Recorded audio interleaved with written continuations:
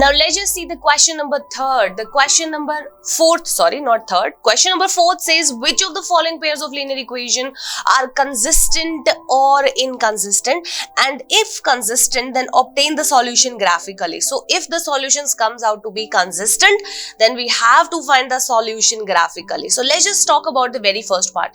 As you can see in the very first part, we have x minus y is equal to 8 and 3x minus 3y is equal to 16. So first of all, let us suppose if I'm writing the journal form. So we do know that the journal form of the pair of equation is a1x plus b1y plus of c1 is equal to 0 and a2x plus b2y plus of c2 is equal to 0. So if I'm comparing a1, b1, c1, a2, b2, c2 with the very first part, so as you can see in the very first part, first of all we can write the equation in the very first part as nothing but x minus y minus 8 is equal to 0, and furthermore we can write the equation as 3x minus 3y minus 16 is equal to 0. Now let's just compare these two equations. So we can say that a1 is nothing but 1, b1 is nothing but minus 1, c1 is minus of 8. Further we can say a2 is nothing but 3, b2 is nothing but minus of 3, c2 is nothing but minus of 16.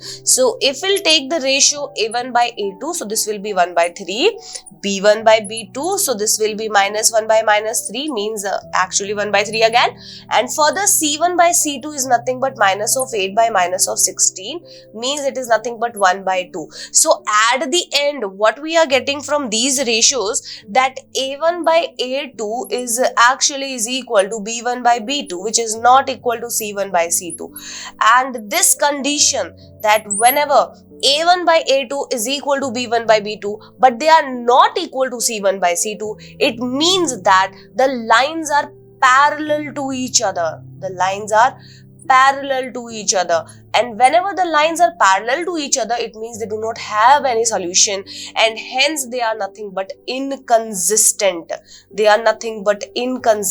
So if they are inconsistent, then we cannot find the solution, or we cannot represent it graphically, because the question says if they are consistent, then obtain the solution graphically. So if they are inconsistent, we are done with it, as the solution for this particular part should be like, they are inconsistent in nature, so we are not going to draw it graphically. Now let's just talk about the second part. In the second part, we can compare the values as a1 is coming out to be 2, b1 is coming out to be minus 2, c1 is coming out to be is equal to minus of 2. Further we have a2 as 4, b2 as minus 4, c2 as minus of 5. So when we again compare a1 by a2, this is 2 by 4, means a half.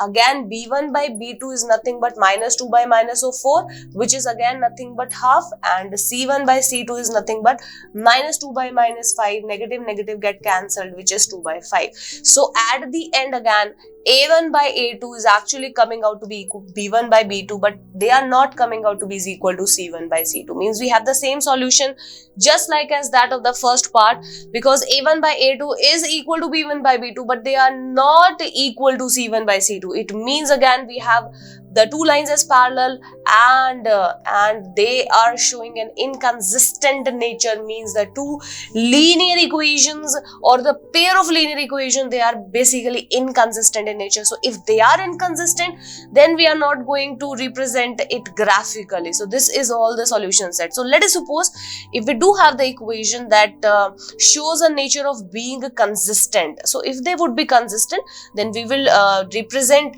the pair of linear equation graphically, and we do know that how we can represent them graphically.